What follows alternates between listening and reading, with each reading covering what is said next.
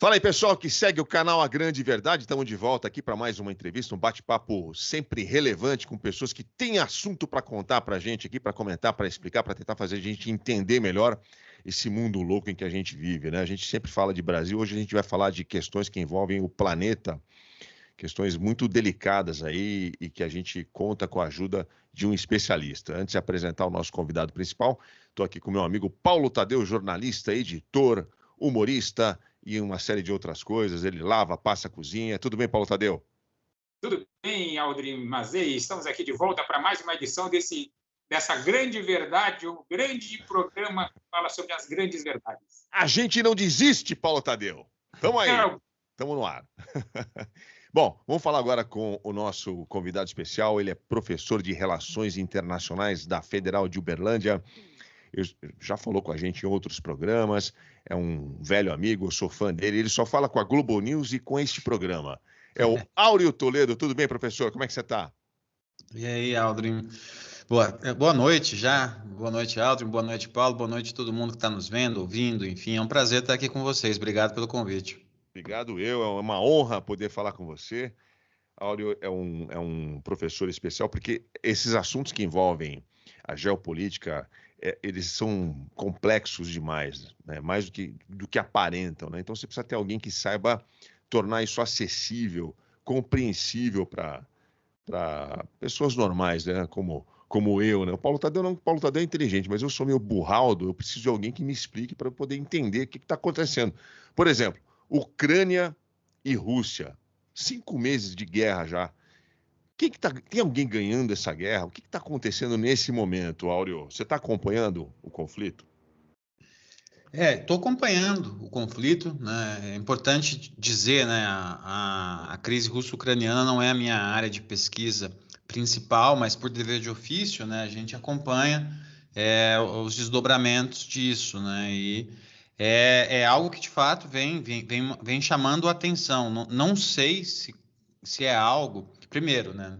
Antes de mais nada, eu sou, como várias pessoas, contrárias a essa guerra, né? Acho que ela é problemática, digamos, em termos normativos, assim, por ser um pacifista, enfim, pregar a relação pacífica entre as nações.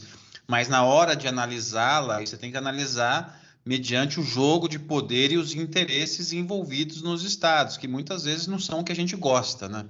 Mas, enfim, alguns acham que essa guerra é uma nova época para as relações internacionais. Eu não sei se eu arrisco tanto, mas é que, de fato, ela é o evento marcante desse ano, não há dúvida.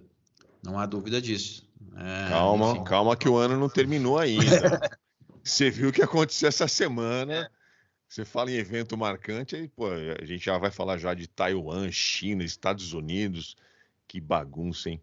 Mas falando ainda da Ucrânia, a gente tem acompanhado de longe. É curioso, né, Paulo Tadeu? Você que é jornalista, você também está sempre consumindo informação. Parece que o interesse pelo assunto do que está rolando lá na Ucrânia ele vai se esmorecendo, né? Ele vai diminuindo. O espaço que esse tema ocupa na imprensa hoje é muito menor do que 4 meses atrás. Então, dá uma impressão de que, pelo menos aqui no Brasil, né? Acredito que na Europa não seja assim, mas dá a impressão que as coisas lá já passaram, já foram resolvidas. E, no entanto, pelo que eu estou lendo nos jornais europeus, principalmente, o conflito está se intensificando, né? O Putin está atacando o sul da Ucrânia ali de forma cada vez mais intensa. Isso parece que não tem fim, né? E a gente aqui achando que está tudo bem, já está tudo certo. E não está, né? Exatamente. A gente fica acompanhando exatamente como você falou. Acho que a sensação que nós temos é justamente essa, de que a coisa está mais calma, mas realmente as notícias não chegam da forma como chegavam antigamente, 4 meses atrás, 3 meses atrás. Então, está difícil sabermos assim o que de importante está acontecendo, se está tendo uma reviravolta ou não, o quanto que a Rússia está avançando. As pessoas continuam morrendo, né? A gente não tem, sabe, né? No começo a gente via lá nem que fosse um casal de idosos mortos no meio da rua, agora nem isso mais chega.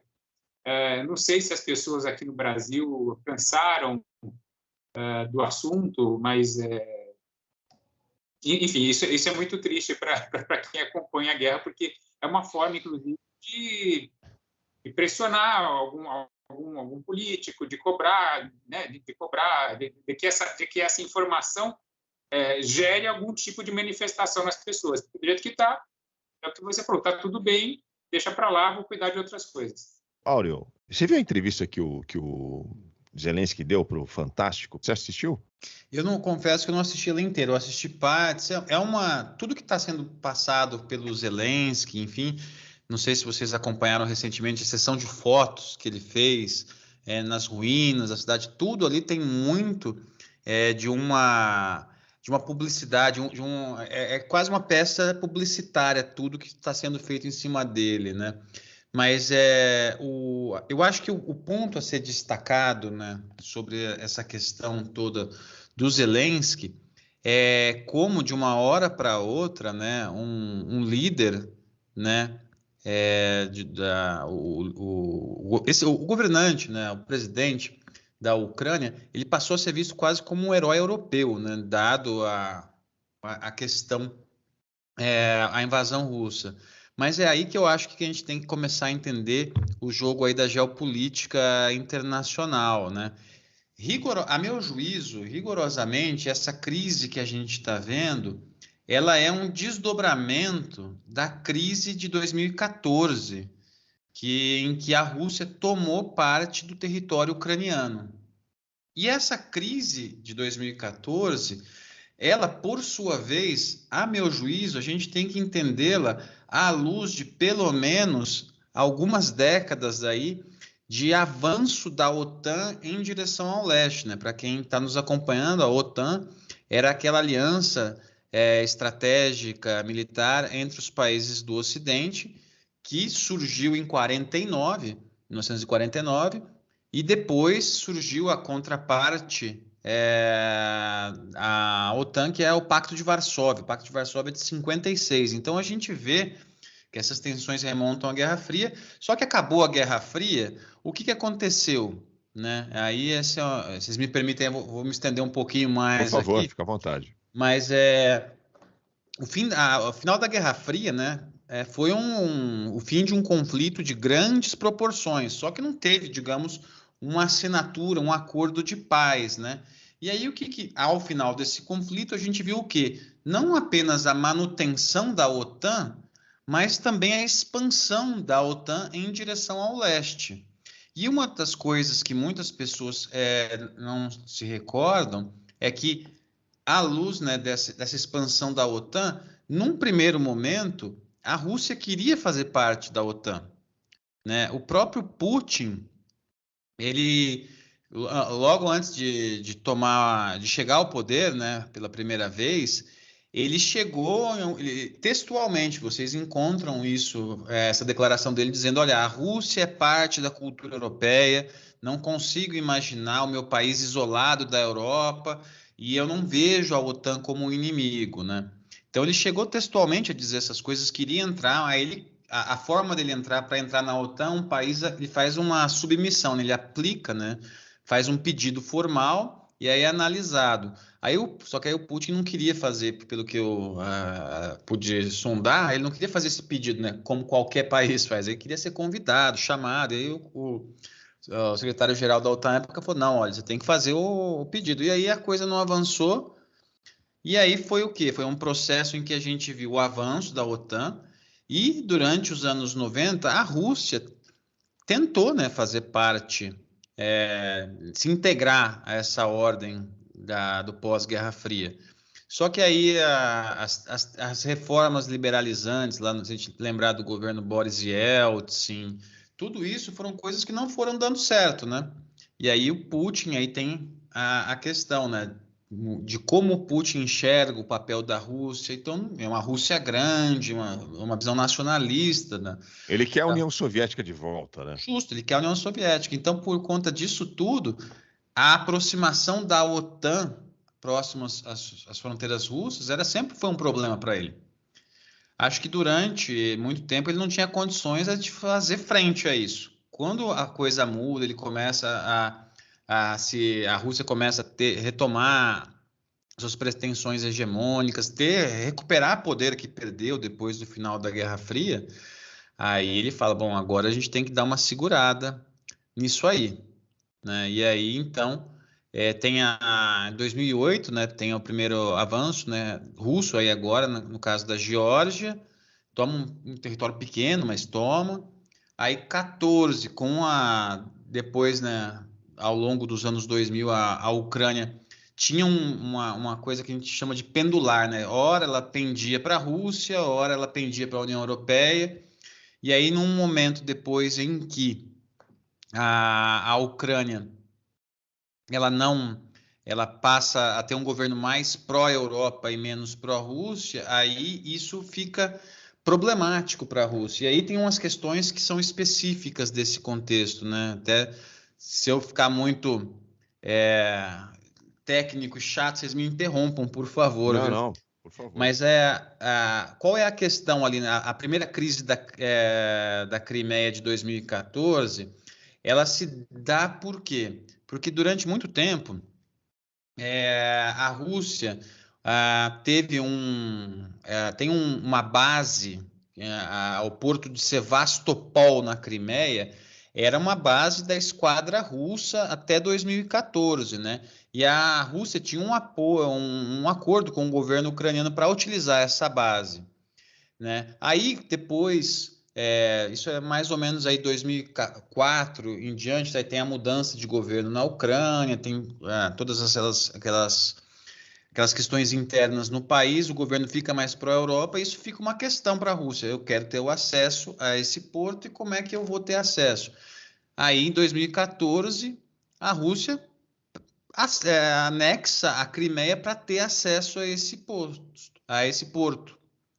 E aí fica a questão, então, esse porto importa para a Rússia poder projetar poder, é um porto que a gente chama de água quente, né, que não congela. Então, por conta disso tudo, a Rússia precisava desse acesso. Só que o acesso à Crimeia, e aí eu sugiro quem estiver nos escutando, dá uma olhadinha no mapa, como é que é o acesso da Rússia para a Crimeia. O acesso terrestre, ele é bem precário. Ele é difícil, a logística lá para levar água, enfim, toda a questão logística ali, via terrestre pela Crimeia é difícil. Então, você precisa do quê? Você precisa garantir acesso terrestre também. E o acesso terrestre vem pela região do Donbás ali, do Donetsk e Luhansk. E aí, então, a Rússia tinha isso no radar, para projetar poder, para ter acesso ao porto, enfim, para tudo isso, eu acho que nunca saiu do radar. Então, por isso que eu enxergo essa crise atual como um desdobramento dessa. Era algo que a Rússia talvez quisesse lá em 2014 já, aí por questões da época foi dissuadida a não avançar, mas agora o contínuo avanço da OTAN, e aí a necessidade de garantir o acesso a esse porto fez com que a Rússia, não, agora a gente vai conseguir isso. E fala uma coisa, não sei se eu estou sendo muito maluco aqui na minha visão, mas se a gente se a gente viaja aí 100 e poucos anos aí na história, a gente vê o mundo, antes da Primeira Guerra Mundial, num quadro ali de pandemia, num quadro de crise econômica. Crise econômica sempre uma possibilidade de governos populistas se instalarem, né? Você acha que esse momento que a gente está vivendo tem a ver com aqueles acontecimentos que levaram às guerras mundiais? Ou eu estou sendo muito alarmista? Olha, eu acho que eu gostaria de dizer que você está sendo alarmista, Paulo, mas eu acho que você tem a razão, sim. Por quê? Porque se a gente parar para pensar, não é até razoável, assim, a gente encontra um conjunto razoável de análises dizendo que a gente está num momento que alguns chamam de pós-hegemônico, né? Você teve uma Pax Americana desde o final da Segunda Guerra Mundial. particularmente em todo o Ocidente.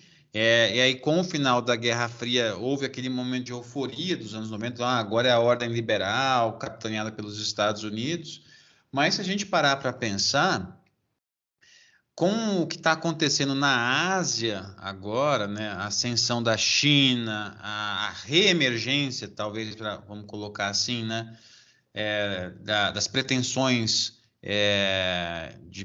de potência da Rússia, muitos estão dizendo que essa Pax Americana ela vem sendo ameaçada, né? Então, toda essa situação agora, eu não acho que seja, digamos assim, a gente pode estar no começo de um processo que talvez daqui a algum tempo possa levar ao que a gente chama de um desequilíbrio de poder, e aí o que vai acontecer depois, como é que a gente reequilibra esse sistema, né?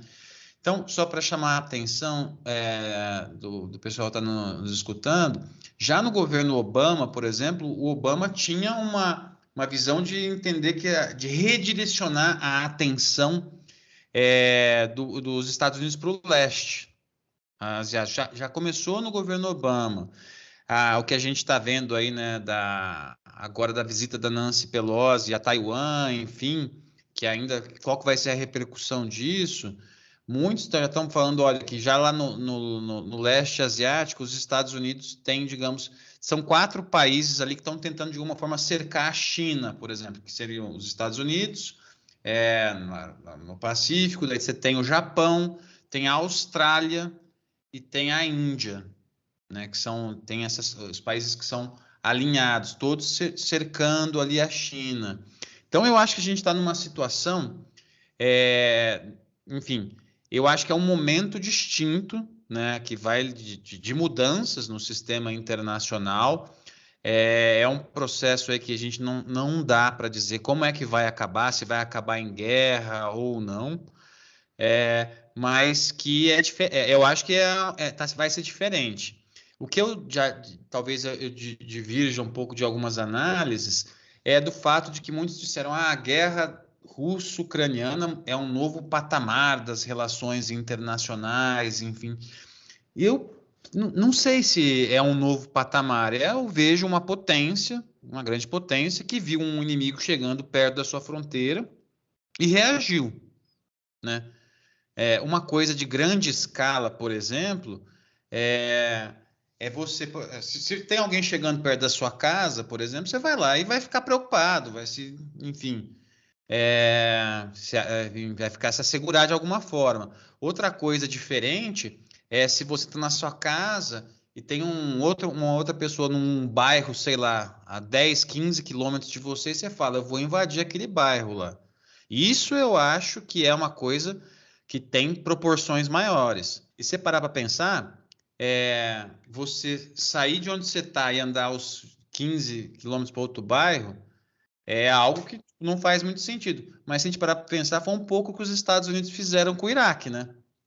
Os Estados Unidos estão a 11, sei lá, 10 mil quilômetros de distância do Iraque e invadiram, né? Então, só para colocar em perspectiva, colocam a guerra russo-ucraniana é algo muito, digamos, imprevisível. Eu não sei se era imprevisível. Se você está atacando um outro país, ele vai reagir, né, em algum momento. Penso eu, né? Mas, enfim, é isso. Eu queria só entender melhor, assim, a simples possibilidade da OTAN chegar mais perto da fronteira russa criou essa necessidade dos russos, ou essa justificativa para o Putin tomar a decisão que ele tomou de invadir, de partir para o conflito, porque nós não, pelo menos daqui de longe, eu não tenho a sensação de que havia clima para um confronto, como se compara muitas vezes com a questão em Cuba e os Estados Unidos nos anos 60. Quando a União Soviética coloca mísseis em Cuba, os Estados Unidos acendem uma luz vermelha lá, peraí, não dá para ser assim. Né? A gente está falando do auge da Guerra Fria, União Soviética, Estados Unidos, Kennedy, enfim. Não havia esse clima aqui nesse momento. Ou havia e eu estou enganado. Porque a Ucrânia se aproximou demais da OTAN. Não pode, vamos invadir. A OTAN entrando, a Ucrânia entrando para a OTAN, significaria uma declaração de guerra ou de possibilidade de guerra contra a Rússia?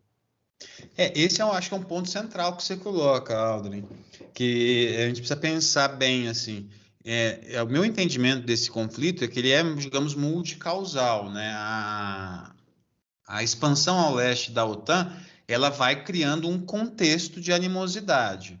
Mas a isso a gente precisa, por exemplo, se fosse um governo Yeltsin, né, no lugar do Putin, eu acho que aí a resposta seria diferente. Eu fui uma das pessoas, né, que eu lembro que tinha os familiares nesses almoços de domingo, enfim, o pessoal pergunta, e aí, você acha que vai ter guerra, não vai ter guerra e tal? Eu falava, acho que não.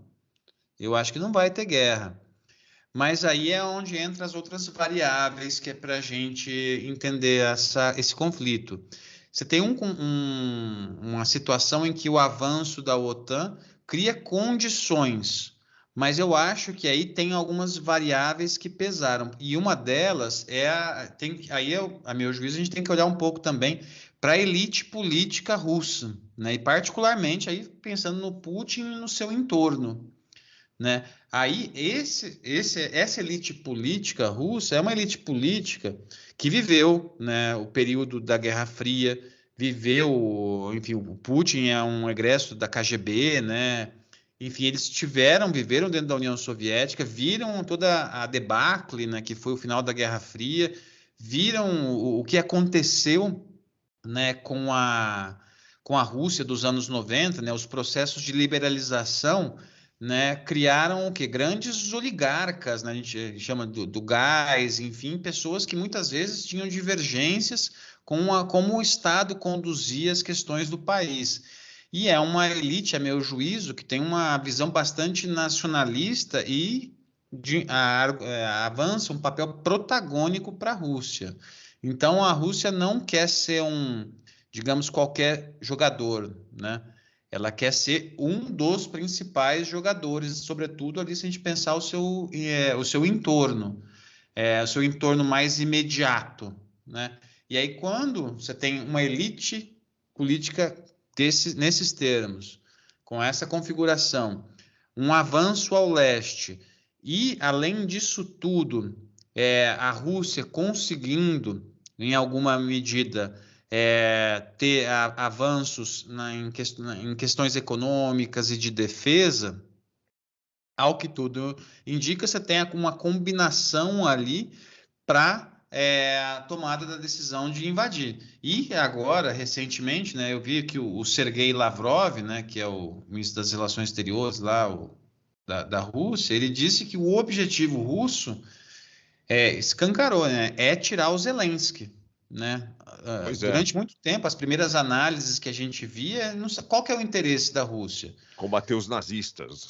Desnazificar e tal, e certamente eles existem. O Batalhão de Azov claramente tem ligações neonazistas, enfim. Mas o que ele escancarou agora foi que ele quer retirar, ele quer fazer uma mudança de regime na Ucrânia. E isso muda como é que a gente vai avaliar, né, o teatro de guerra, né? Então, deixa eu insistir nesse ponto, porque me parece muito mais uma preocupação do Putin e dos seus ali com a mentalidade que pode estar sendo instalada ali na Ucrânia com o Zelensky, que é muito mais preocupante para os russos do que a aproximação com a OTAN. Não seria a possibilidade de ver um país que sempre serviu a Rússia como um quintal, né, como fornecedor de alimentos, sempre foi maltratado historicamente pelos russos, e de repente a possibilidade de ver a Ucrânia prosperando economicamente dentro do modelo econômico neoliberal europeu, ali do lado, né, você vê do seu lado ali um país enriquecendo com liberdade de imprensa. Isso também aproxima muito da questão que envolve a China e Taiwan agora. Sim. Não é? Os chineses estão muito, o Xi Jinping, o Partido Comunista, eles estão muito incomodados ali há muito tempo, né? Com Taiwan prosperando, e lá tem Facebook, lá tem Google, lá tem liberdade de imprensa, enfim. Não parece que tem isso também nessa questão Rússia-Ucrânia? Pô, Vai que o modelo econômico europeu adotado pelo Zelensky na Ucrânia começa a dar certo, prospera, eles já são grandes produtores de alimentos, e aí estão aqui do lado, sabe? Aí, pô, como é que fica essa situação, né? Eles vão perder o país que sempre foi um grande fornecedor para eles e nada mais. Eu particularmente, eu acho que essas variáveis têm peso, sim, né? Tipo, porque em última instância, né, o que está em jogo ali nessa discussão, além dessas questões estratégicas, tem a ver com modelos sociopolíticos ali na região, né? Então, se a gente parar para pensar, ver uma União Europeia comandada aí sobretudo pela Alemanha, né, com um determinado modelo, e aí a Rússia ao leste divergindo disso.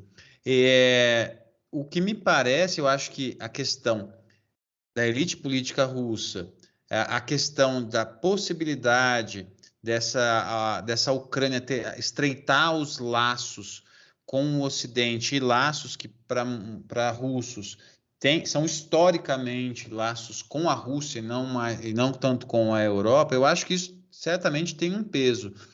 Mas aí, dessa perspectiva, né, quando a gente adiciona a isso os elementos estratégicos, né, essa questão da projeção de poder russo, a gente vai ver que a Ucrânia também é central.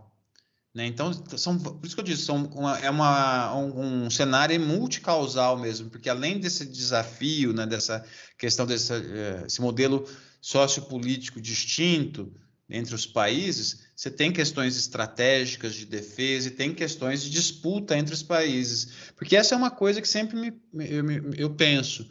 Qual que é o histórico da OTAN em entrar em conflito em prol de um país que não é um membro formal? Né? Se a Rússia tivesse, por exemplo, atacado a Polônia, aí pode até ser que, no final das contas, os principais países da OTAN não atacou a Polônia, nós temos que fazer alguma coisa, porque, enfim, há um constrangimento legal, né? Poxa, claro. Um dos nossos foi. Mas no caso da Ucrânia, nem esse constrangimento legal existe, né? Então, esse é um ponto que eu acho que... Por isso que são várias coisas que permitiram a criação dessa tempestade perfeita.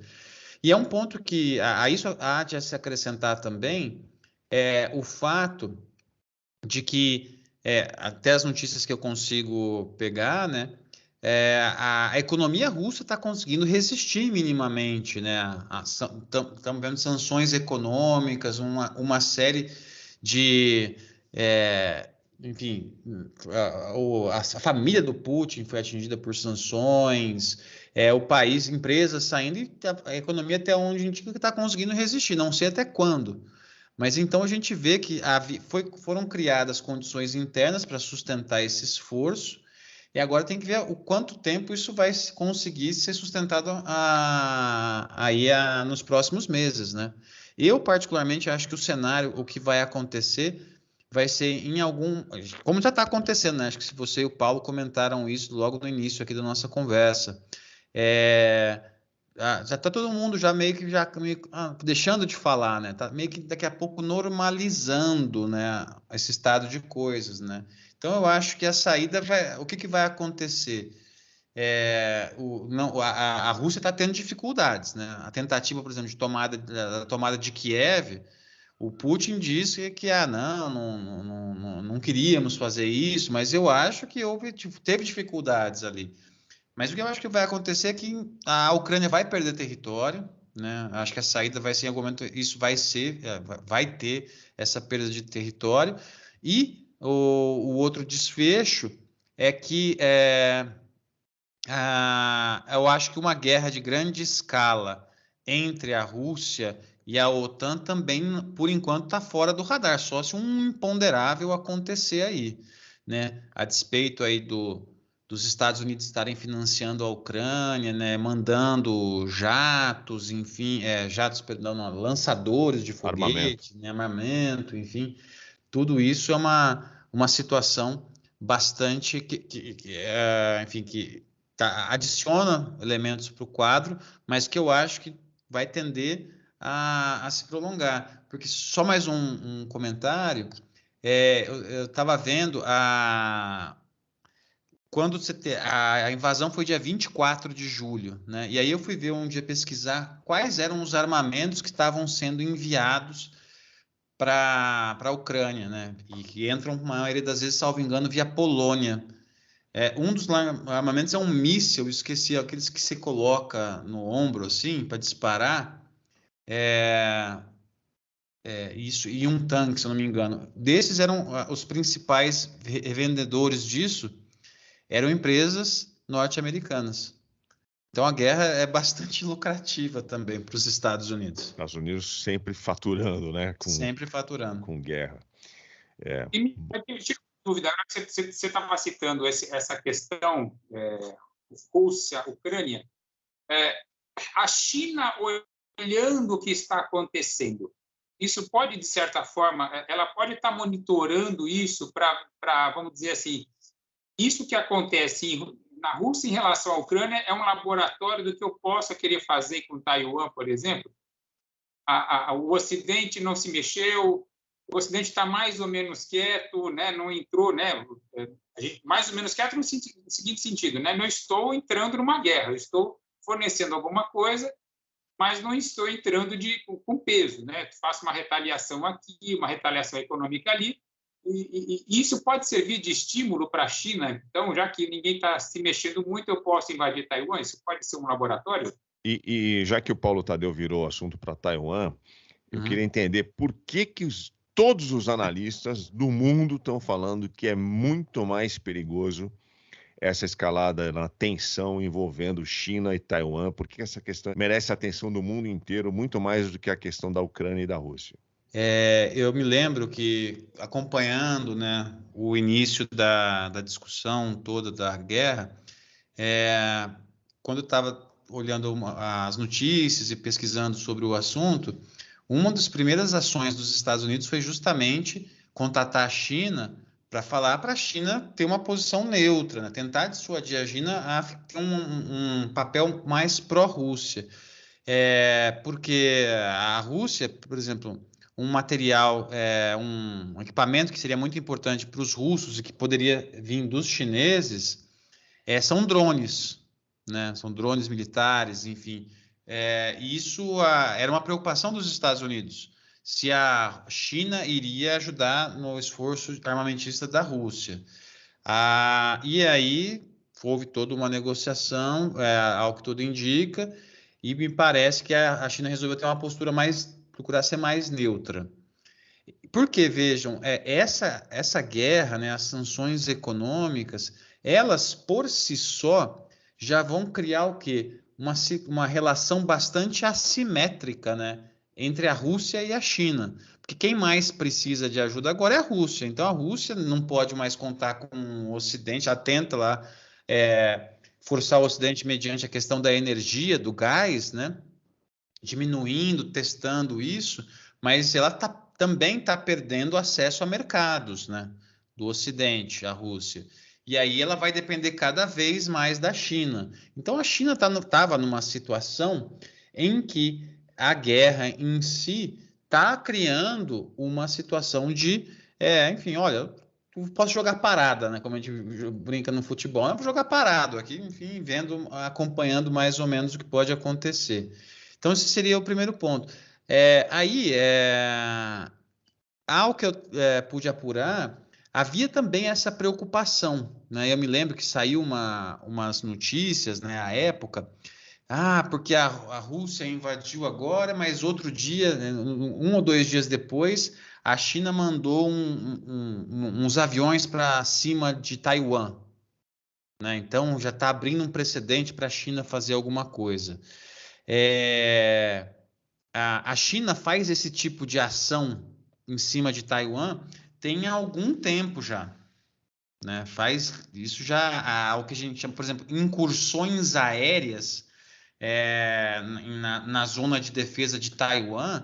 A China já faz, aí eu vi um dado que, salvo engano, em outubro do ano passado, teve um dia em que a China teve 56 aviões passando na zona de defesa, chineses passando na zona de defesa de Taiwan. Então, é uma situação assim que para a China, eu não sei se isso fez grande diferença, sabe? Porque a China, nesse momento, ao que tudo indica, não tinha pretensões de invadir Taiwan como a Rússia fez com a Ucrânia, né? Porque até então, até aquele momento,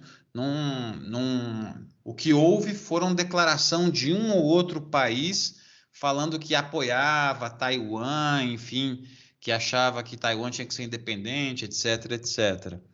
Agora, né, o que a gente acrescenta é essa visita da Nancy Pelosi aí, né, a Taiwan. Eu fiquei bastante confuso, assim, o que ela foi fazer em Taiwan? Por que ela foi lá nesse momento, né? Estava vendo alguns jornais dos Estados Unidos, vi gente condenando tudo isso e tal.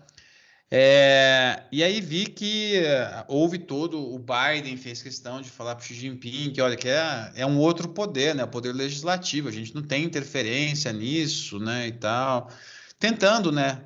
De alguma forma lidar com a situação. Eu fui até dar uma olhada quem doava dinheiro para a campanha da Nancy Pelosi, para saber, né? Se há algum, você sempre segue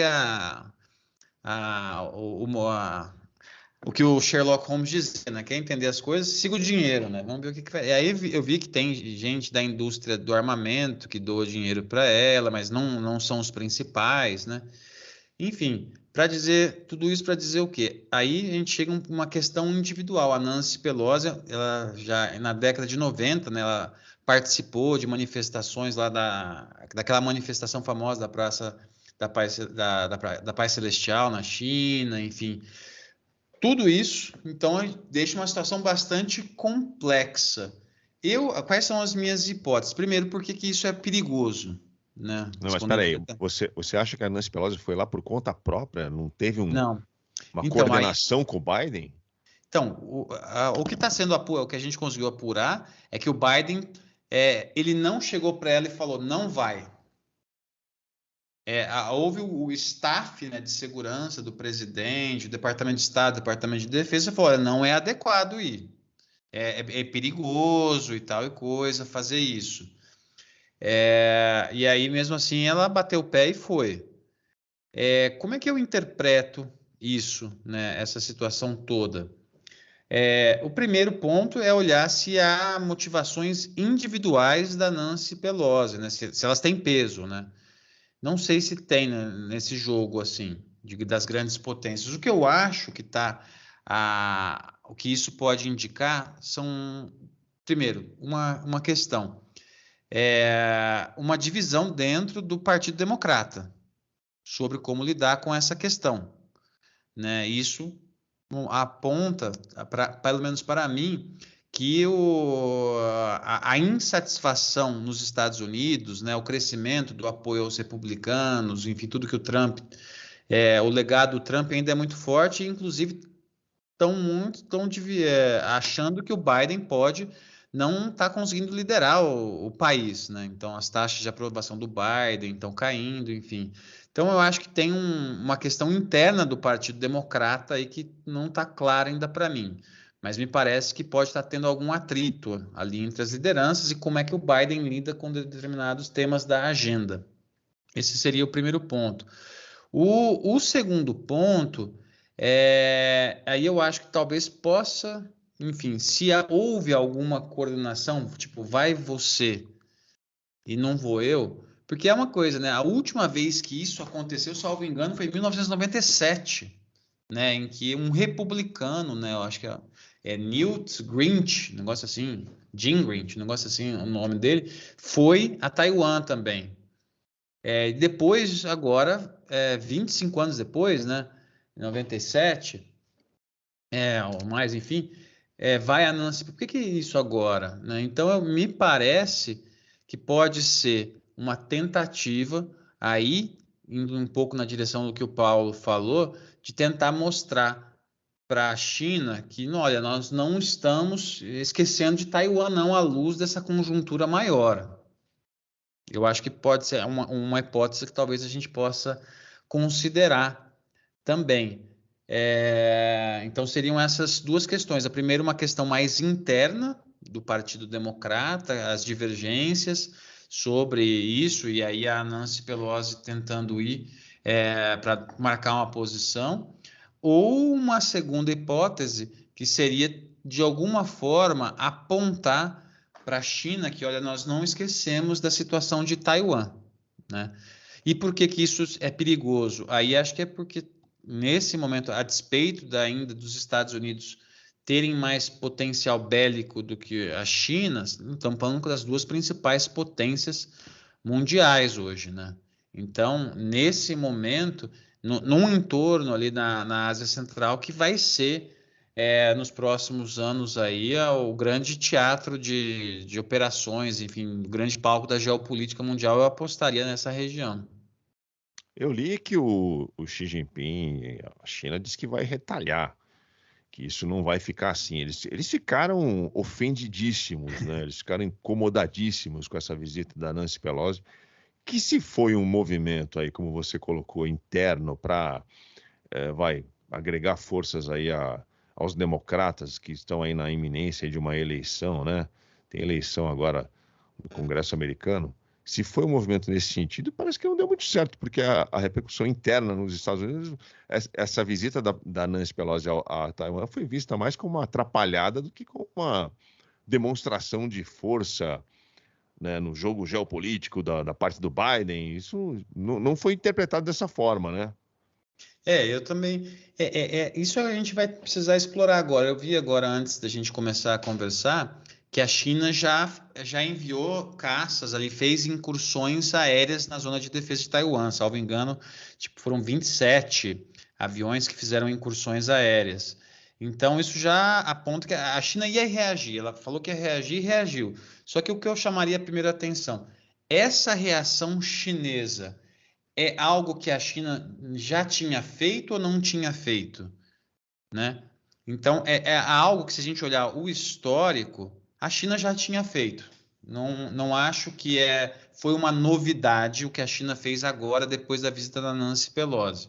Então, eu acho que é algo, digamos, simbólico, assim, para mostrar, vocês vieram, então, beleza, mas a gente já tinha feito isso no passado, sabe? Então, esse é um ponto importante. Eu acho que a minha hipótese, assim, que eu quero explorar, e ela está aberta a ser contestada, é a olhar para dentro agora um pouco da política interna dos Estados Unidos, né? Como é que os Estados Unidos, depois da invasão da Rússia, como é que isso está repercutindo nos Estados Unidos, tendo em vista as eleições que estão aí pela frente. Acho que tudo isso nos diz um pouco aí sobre como é que a gente como é que os Estados Unidos está lendo toda essa situação, né? Porque é algo bastante complexo agora, né? A gente vai ter uma eleição que provavelmente os democratas vão perder bastante assento, não sei se vão perder a dominância nas casas, enfim, né? Como é que vai ficar isso? O Biden, por enquanto, enfim, os índices de aprovação dele estão baixos.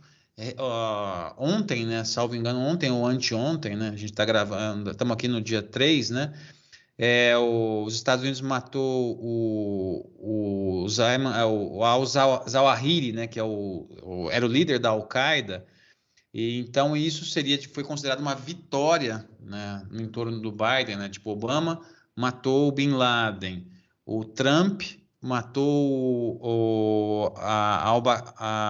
Abu al-Baghdad, acho. Al-Baghdad, se não me engano, que foi o líder do Estado Islâmico, né?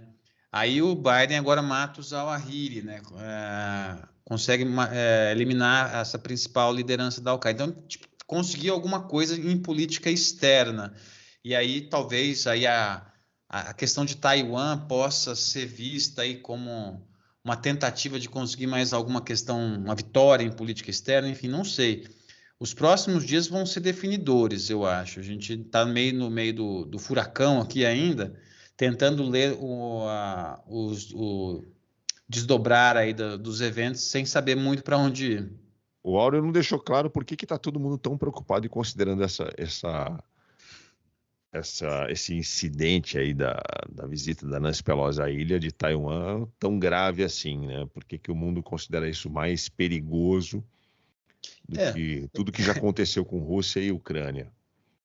Só para diretamente aí, muitos vão considerar isso muito perigoso, acho que é por conta do embate, né, que pode ser entre as duas potências. Que na maioria das vezes, por exemplo, existem alguns critérios que a gente usa, né, para medir o quão um país é uma potência. E só para dar um exemplo, um desses critérios é a capacidade de projeção de poder, né? E como é que você projeta poder? Avião, né? Enfim, por acesso terrestre e tal. Só que, por exemplo, como é que você projeta poder para outro canto do mundo? Aí um dos critérios objetivos para você medir poder de um país é porta-aviões, né? Então, eu vi, por exemplo, recentemente que a China ela tinha encomendado, não sei se o terceiro ou o quarto porta-avião assim de grande porte. Os Estados Unidos, salvo engano, tem 11. Né? Então, apontar isso porque que um conflito sério entre China e os Estados Unidos vai ter repercussões, primeiro, desastrosas, assim, em termos de segurança e defesa internacional, isso é guerra mundial, mas também econômicas, né? São os dois grandes polos da economia mundial, né, hoje, né? Não há isso. Então, eu particularmente, qualquer tensão envolvendo Estados Unidos e China, não há dúvida, eu acho que é sempre mais perigoso do que qualquer outro tema, né, envolvendo essas duas potências. Como na Guerra Fria, né, choques envolvendo Rússia e Estados Unidos eram sempre questões que chamavam sempre muita atenção. No final das contas, o que você está dizendo é que todas as relações internacionais, a diplomacia, tudo se resume a quem é que tem mais arma. Gostaria de dizer o contrário, mas em última instância a gente está medindo capacidade, né? E não só capacidade bélica, mas também capacidade econômica, né? Tipo, por exemplo, se a China falar, não, vamos retaliar os Estados Unidos não no âmbito militar, vamos retaliar no âmbito econômico. É só olhar, por exemplo, as peças do iPhone. Qual dessas peças é produzida na China? Né? Acho que várias, né? Dos componentes do iPhone, tem alguns que são produzidos fábricas chinesas, os caras não vão mandar mais, não. Nesse ponto, então, assim, o que aconteceu na guerra na Ucrânia e Rússia, porque muita gente não apostava num preço, na guerra em si, porque achavam que o mundo está tão interdependente, né, que achavam que assim não vai sair uma guerra porque as sanções comerciais, né, são tão intrincadas que isso não vai rolar, né? Mas aconteceu e o mundo de um jeito ou de outro está se virando, né? Então, o que você está falando é que assim, entre China e Estados Unidos isso poderia vir a ocorrer. Você acha que a pressão internacional, essas questões econômicas, a pressão dos grandes agentes econômicos não poderia segurar um conflito desse? Olha, tentando fazer uma comparação, que esse é um ponto muito importante que você coloca, Paulo. Eu achava que não haveria, né, guerra entre Rússia e Ucrânia, porque tipo, muita pressão econômica e tal, mas mesmo assim houve. Então, o que eu tiro disso? A importância de você levar em consideração esses elementos, de olhar a elite política russa, a questão do avanço da OTAN e essas outras variáveis, e não só olhar pelo prisma econômico. Enfim, então, a despeito de todos os constrangimentos que poderiam acontecer, houve guerra. E veja, o que está em curso agora, por exemplo, no caso da guerra russo-ucraniana, que está levando a Europa a rever suas posições, por exemplo, a gente não pode ficar dependente da matriz energética do gás russo. Então, isso vai forçar a Europa a pensar em alternativas. Quais vão ser essas alternativas? Eu não sei. Mas provavelmente vão ser alternativas que levem a Rússia a perder talvez mercado. Não sei se a Europa tem alternativas, né? Pode ser que ela esteja muito dependente e não consiga. Mas veja que isso leva a decisões que podem afetar a Rússia. No caso da China e dos Estados Unidos, dada o peso desses dois atores no cenário internacional, eu acho que os constrangimentos econômicos para não se haver um conflito, eu acho que eles vão ser muito maiores, né? Porque isso vai ter se houver qualquer conflito, é um conflito sistêmico, né? Que num primeiro momento já vai alcançar ali, no mínimo, Japão, Índia, Austrália, enfim, vai pegar uma série de países. Então, os constrangimentos econômicos vão pesar muito, os constrangimentos militares, o custo disso vai pesar muito. Então, acho que esse é um ponto importante.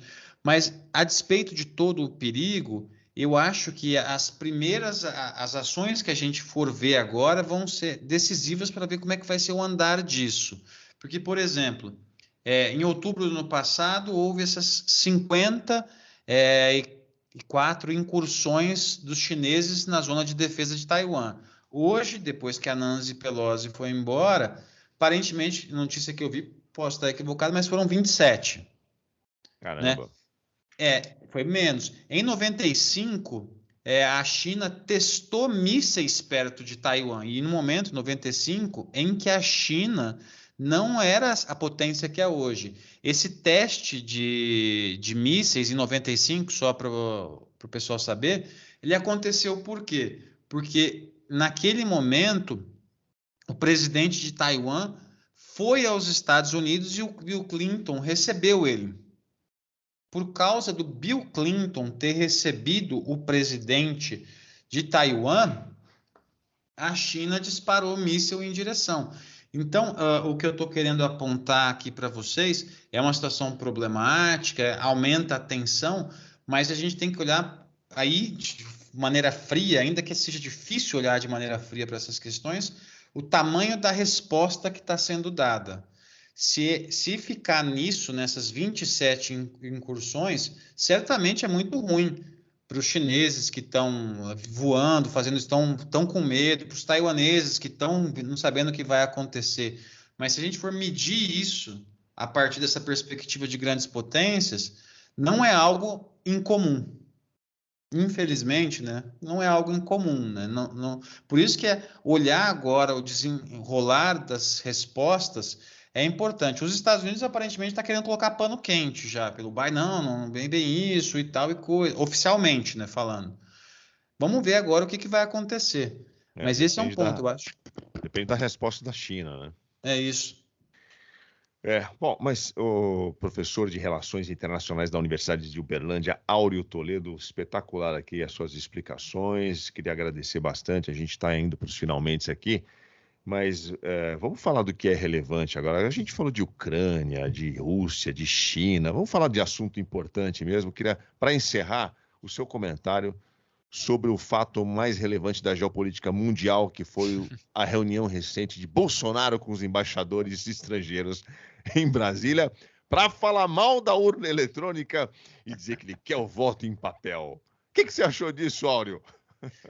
Nossa, se alguém me dissesse, né, voltasse no tempo e dissesse que lá no ano de 2022 você vai ver um encontro que o presidente vai chamar os embaixadores para falar mal do próprio país, eu falo, você está tirando da minha cara, né?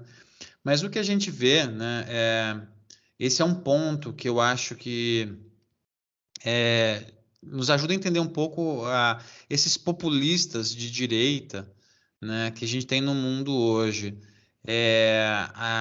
Por exemplo, rigorosamente, o governo Bolsonaro está vendido para o Centrão, né? O Centrão comanda hoje, os instrumentos, inclusive, né, orçamentários, levam a uma predominância hoje do legislativo que a gente nunca viu até então na história. E aí, o que resta para um presidente como esse, que está se tornando... veja, se a gente pegar historicamente, desde a redemocratização, mesmo presidentes minoritários, por exemplo, como foi o governo do Collor, ele tinha uma dominância na agenda, né? Uma vez eu vi um estudo que dizia que o Collor conseguiu aprovar 70% do que ele queria, dominando esses instrumentos legislativos, enfim, mexendo na pauta e tal.